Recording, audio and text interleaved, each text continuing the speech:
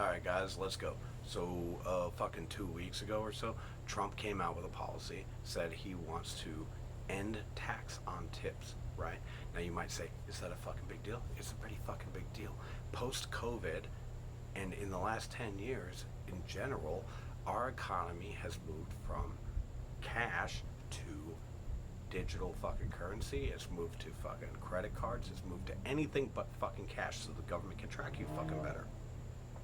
And Trump comes out and says, I'm going to fucking end tax on tips. And that matters because Uber Eats, Uber drivers, Lyft drivers, fucking kitchen staff, wait staff, bartenders, fucking barbers, all these fucking people used to be able to take those cash tips and put them in their fucking pocket, and the government didn't know any fucking better, and they could take less than minimum wage because the tips they got were enough to pay their fucking bills.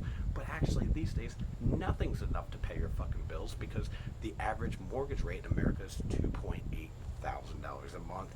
And if you're a fucking homeowner who's paying $2,800 a month for your fucking house, you want to make a profit, or at least you want to break even, and that home's going to need maintenance, and the average cost of that has gone up because the cost of lumber's gone up, the cost of drywall's gone up, the cost of fucking electrical work has gone up, every cost has gone up, and so your rent is likely going to be higher than the average.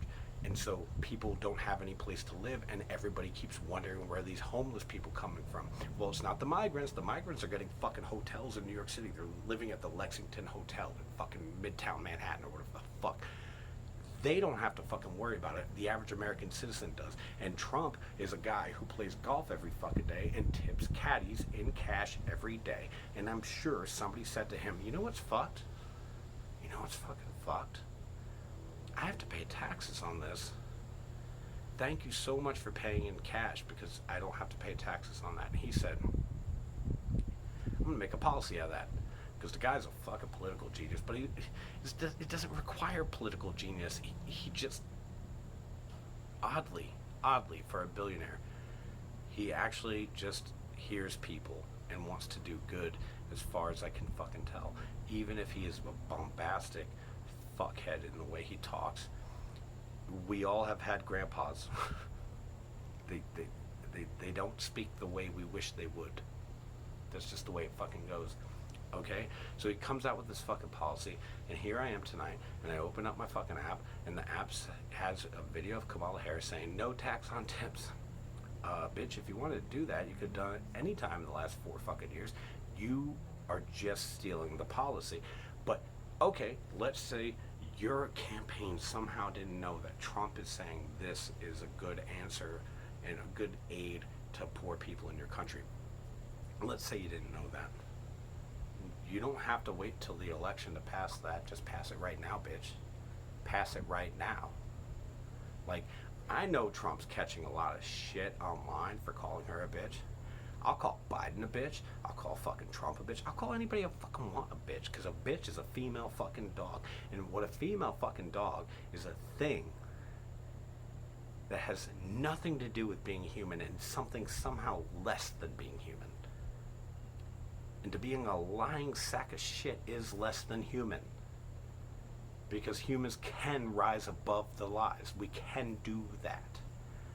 And so tonight, I'm just going to rip apart every policy point. She could pass the no tax on tips. And by the way, it's August. It's fucking August. They could pass that. And in the same law, they could pass stop charging elderly people income tax on their Social Security benefits. You could pass that right now, and you could take Trump's 2 best policy points right off the fucking table, but you're not going to fucking do it. You're going to say, I'm going to hold it till after the election, because you're going to say it in a fucking Atlanta accent, you fucking bitch. You goddamn lying cunt. And then I see Biden. Suddenly, after 4 fucking years, he's got all this international foreign policy bullshit he's doing. He's on Twitter like, I'm giving $1 billion to Africa. Oh, $1 billion? No, China already bought it, and they spent a lot more than $1 billion. They had no fucking problem doing it. In America, our politicians were too busy trying to figure out how to monetize making children confused about what their sexual organs were for. You were too busy paying attention to that to take care of Africa, and so China fucking bought it, and the Silk Road Initiative is moving fucking forward, and it's too fucking late. It's too fucking late, you dumb fucks. You guys don't fucking care. And now I see Lindsey Graham's on fucking some fucking show talking about all the resources in fucking Ukraine that could be coming to the West, and now they're, if we don't win that war, they're gonna go to Russia and China. Fucking should have thought about that 5 fucking years ago. You dumb fuck. You dumb fuck. Like, what are you doing? What do you now? That's a reason. You lied about all the other reasons prior to this. Suddenly, that's your fucking reason. And by the way, they're not our resources. They're Ukraine's resources. Right? That they belong to them, and we've given them more than enough money to hold the fucking border. And now we're in fuck around, find out territory. That's where we are, and we're about to find out. And I get it. Americans are just so reticent to drill for resources in their own fucking country, where we have an OSHA and we have an EPA and we have people who actually give a shit about the environment, because it costs more to drill here than it costs to go to Africa and destroy their fucking environment. You goddamn cocksucking snakes. Just fucking snakes. You're gonna steal Ukraine's resources? Is that the fucking plan for the Ukraine war? We're just gonna go rob them? What the fuck is wrong with you? Grow up. Japan somehow maintains its status as a top 10 economic fucking power despite an absolute lack of economic resources and natural. They just do it because they're better. And by the way, if you loved America, if you believed in America, you would know that we are the best of the fucking best. We're the cream of the fucking crop, as Macho Man Randy Savvy said. There's nothing we can't fucking do if we put our minds to it. We are literally turning men into women and women into men, instead of focusing on things that are worth fucking doing. Instead of worth, like, what game are we fucking playing? And then I see Joe, he's, suddenly his fucking Twitter is alive, and he's, oh, let me tell you how good the Inflation Reduction Act was. Well, fuckheads, I went and read it. I know, it's very unpopular to actually go and read the laws Congress passed, but I fucking went and read it because I don't fucking mind being unpopular. I really don't fucking mind being unpopular. At the end of the fucking day, the Inflation Reduction Act was a fucking portion of it was a payoff to agriculture conglomerates. A portion of it was to reduce the price of insulin, right, to $35 a dose. It says that. And then if you go down to how much they funded that $35 a dose, they funded it at 1.5 million, not billion, dollars. We have more than 1.5 million diabetes cases in our country, and they only gave it a $1.5 million. And it'll be enacted in 2025 after the election's over. Not right now, because we wouldn't want to piss off our fucking donors, and then we can let it lapse, and then we can just not have that happen, but we already got the votes we wanted, so who gives a shit? And then, first, second, or third page, it gives a fucking tax. It's not even a tax break. It says that if you're a real estate trust or a securities firm, you'll pay 0 taxes. 0. That's the Inflation Reduction Act. So if you wondered why, even though nobody who's an actual human being can afford a home, property prices are rising amongst the highest inflation we've seen in 30 years. If you're wondering why you can't buy a home in this fucking market, it's because the Inflation Reduction Act made it profitable for corporations and fucking securities exchange, basically stock brokerage is brokerages, to fucking just buy up all the fucking residential property. And here's the beauty of it for them. They get a 0 tax rate if they do it, according to the Inflation Reduction Act and no other law before it. They get a 0 tax rate. You don't have to look for it that far. That's 3 pages in, max. And if the property of the housing devalues, if say the housing market fucking crashes, they get to claim it as losses against their company, so they pay less taxes. It's the biggest scam in fucking history, and everybody's acting like. And Joe is literally, and Harris. I keep wanting to say Hillary because Joe is Biden and Harris is Hillary, and that's just what it is. And they're acting like it was the greatest thing ever done for the American people ever, and it's actually just a fucking boondoggle.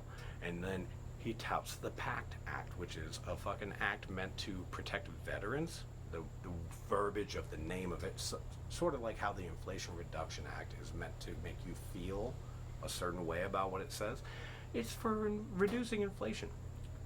Fucking same way the PACT Act is meant to make you, when you read out the verbiage of it, it's meant to make you feel like they're taking care of veterans.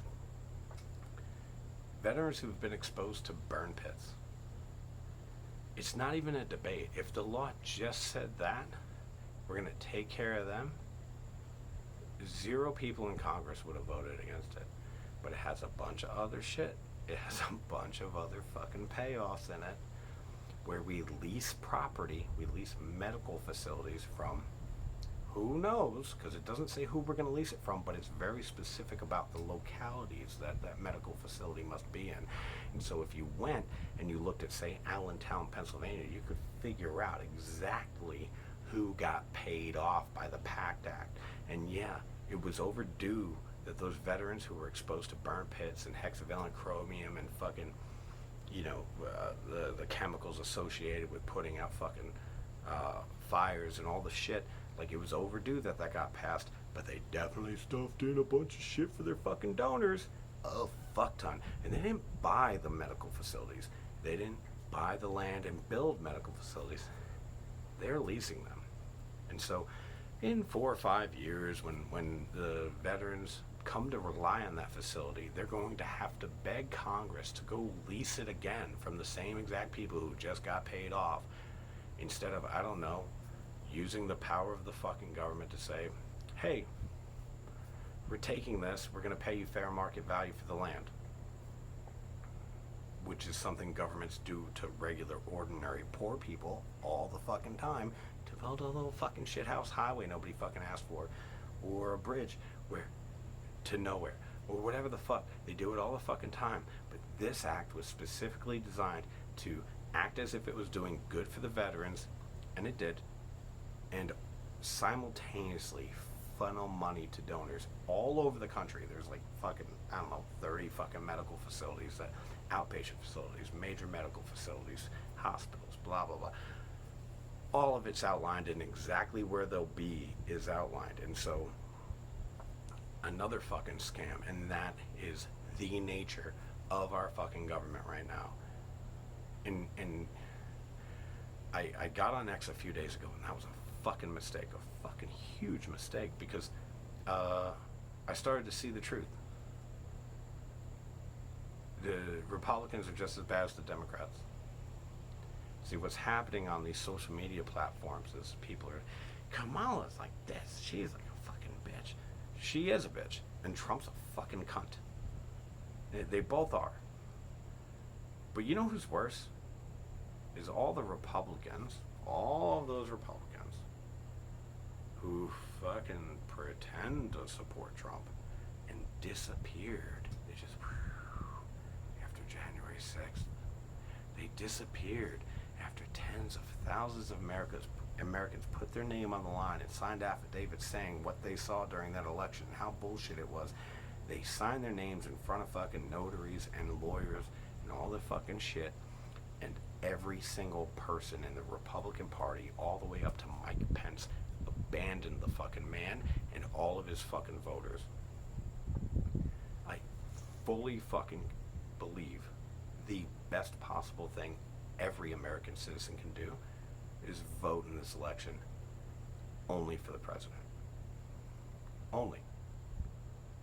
Nobody else is on your side. Your Congress has been fucking you for the better part of 70 fucking years.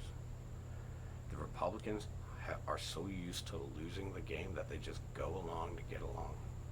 That as long as they can keep their seat, they'll let whatever nonsense bill pass. The first thing the Republicans did when the Tea Party took power in 2010 was they went after veterans benefits on fucking the GI Bill, on the post 9/11 GI Bill. They were like, oh, we're not going to pay you housing. We're going to give you 50% if you're black. Like, they literally, the first fucking act that they took, the main party people, not the Tea Party people, the main party people took was to fuck over veterans. And then they put me and all of my fucking troops and all the people I worked with in the military under sequestration. Just to fuck us over, I guess. Because literally the second the election was over, they were like, that's fine now. We can waste money. And here we are, fucking 12 years later, and our government has the highest fucking debt in history. And it was all due to payouts during the CARE Act, during the fucking Inflation Reduction Act, due to the, there was one fucking COVID-related act that fucking they passed after 2020. Like, they've just been blowing money. They've been printing money. They've been getting paid off to print more fucking money. And then they go, where's all this inflation coming from? It's coming from them.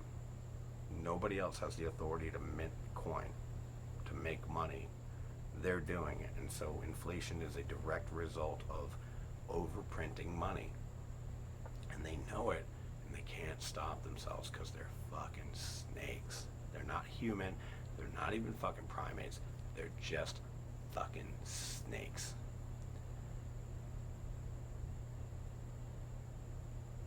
I wish Kamala was a good candidate. I really do. I wish tomorrow she would come out and confess all her sins and the part she played in all of it and just say, listen,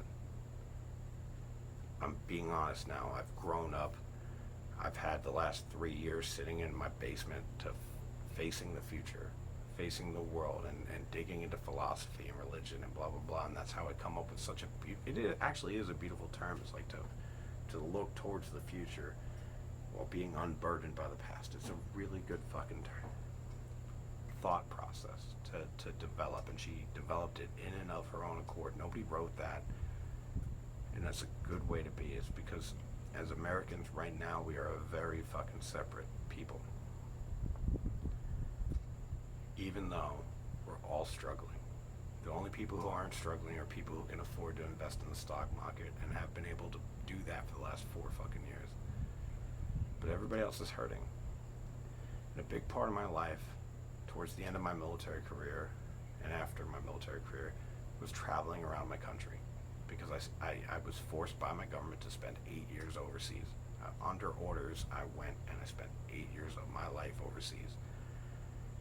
And I grew up in New York, and I lived in Virginia for a little bit, and I spent some time in Pennsylvania, and then I got stationed in Georgia, and then it was overseas for 7 fucking years. And then a couple years later, after living in Arizona for a bit, I got sent to Korea again, and I missed whole portions of our culture in that time. And it made me sad, and so I spent a lot of time traveling around this country. And often I would have to pass the same cities and the same towns and the same little areas just to get where I was going to visit family or whatever. And I'll tell you, I'm just being honest. In 2014, there were places doing terrible. And by 2017, they just weren't. You could see it, the businesses were flourishing, the people were spending money as if they knew it was going to come again tomorrow. And that's how you judge consumer confidence, right? That's how you judge a citizen's faith that tomorrow the check will come. And I saw all these places all over my country do better. People were doing better. I was living on a pay scale in the military, so my circumstances weren't changed. So I was sort of in this unique position where I could view my country through a lens by which I was stagnant and they were dynamic. I was static and they were dynamic. I could see the difference in the mentality of these little towns and these big cities. And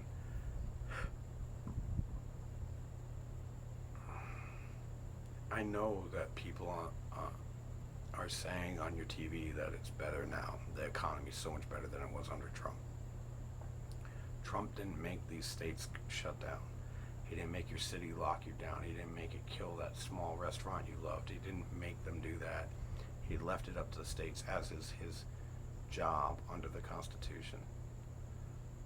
Most of the cities that are doing the worst in our country right now have been ran by the same exact people or facsimiles of those people for the last 100 fucking years. Congress has been ran by Democrats for over 80% of the last 100 years.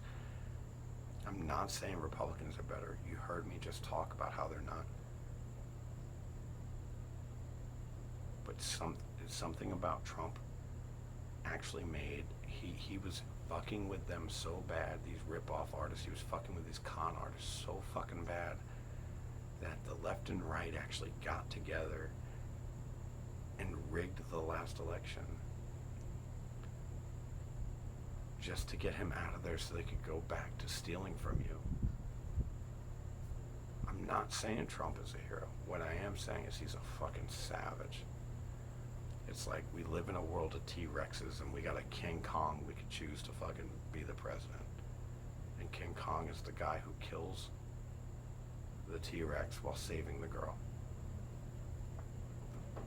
Always understanding the priority is to save the person.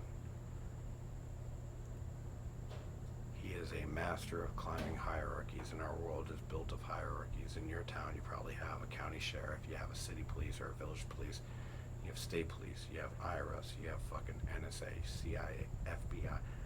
You are under the jurisdiction of like 15 different government agencies in everything you fucking do. They're stealing your voice. They're stealing your livelihood. They're stealing your chance to make a better life for your children. They're stealing it.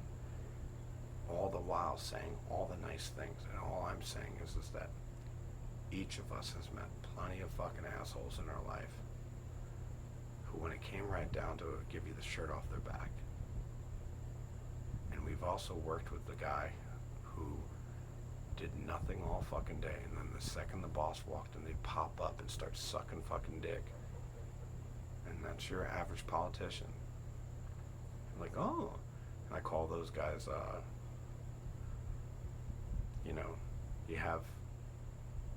functionally you have three types of people. People who really believe. And then you have dull swords, like those tourist katanas that they sell in Japan that aren't really sharp, and you could never use it to kill a human being. It's more like hitting somebody with like a light baseball bat, because it looks beautiful but it's dull. And you have people who are just daggers. What they do is they just wait until you turn around, they stab you in the back. And I would say the Republicans are that bright, dull sword that looks beautiful up on the shelf, but once you put it into action, it can't do anything. And I would say the Democrats are the daggers, that they'll say all the right things to get you to fucking relax and turn your back on them for a second. They're gonna fucking stab you in it. And I would say Trump, he's a blunt force instrument. He's a 90,000 pound dummy fucking bomb. Just pure fucking kinetic energy that we could drop on Washington, D.C. in the next couple of months. And then the next day we could pick him up and drop him again. And keep doing that in perpetuity, because he actually believes in what he's doing. And his only interest is going down. He's an egomaniac, so his only interest is going down in history as the best president ever. And if we give him our support, he will drive that bus towards that direction. Not because he's a good man, because he's a fucking monster. And right now our world is filled with fucking reptiles, and we need a giant fucking monkey to come in and play whack-a-mole on these fucking bitches. I'm tired of you being lied to and accepting it. I'm tired of you going along to get along, coloring side of the lines, choosing your battles. If you just get to a secure enough space, you'll be able to tell the truth. You'll never be safe like this. You guys will never be safe like this. I love this country too much to lie to you about it. You will never be safe playing this game, waiting for the day where they let you talk again. You should be able to say whatever you want to say, however you want to say it, whenever you want to say it.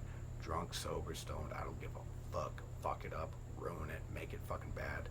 I don't care. Because in 1776, a bunch of men signed their name to a contract with the universe that said each of us is endowed with certain inalienable rights. And then they fought the greatest military power on the planet with those words as their fucking shield. And the universe supported that. And they won. And that was how America used to be.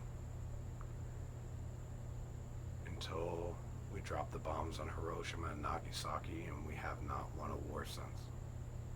Not one. We've lost every war since.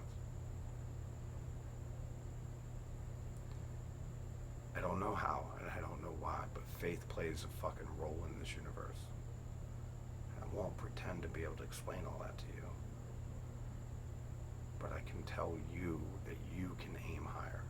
The way you fix the rigged election system is to find all the people you know who've never voted before and take them to register. Tell them to vote however they want. Whatever they feel, tell them to vote.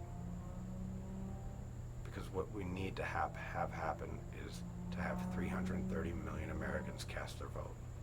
So that when one extra vote shows up, when 1,000 extra votes show up, when 15,000 extra votes show up, every single person knows that every single person they know voted, and every single person knows to some extent every other person. By 6 degrees of separation, you could span this country. So if everybody knows that everybody they knows voted, when the tally comes in and it's more than the quantity of citizens in our country, then we could all say there's a problem with our election system. And if it comes in lower than that, we can say there's a problem with our election system. And then if it comes in exactly right, we could all say, phew, there's no problem with our election system. Elizabeth Warren, actually, shocking of all fucking people because she's a lying sack of shit, said it perfectly. The 2008 convention, the game is rigged against you. That the system is rigged against you. She said it, and it made me so fucking mad at the time because I grew up in poverty and I built a fucking good life. And maybe it wasn't rigged against me as I did all that, but it definitely is now. And I just gave you a way to prove me wrong about it. So there's that.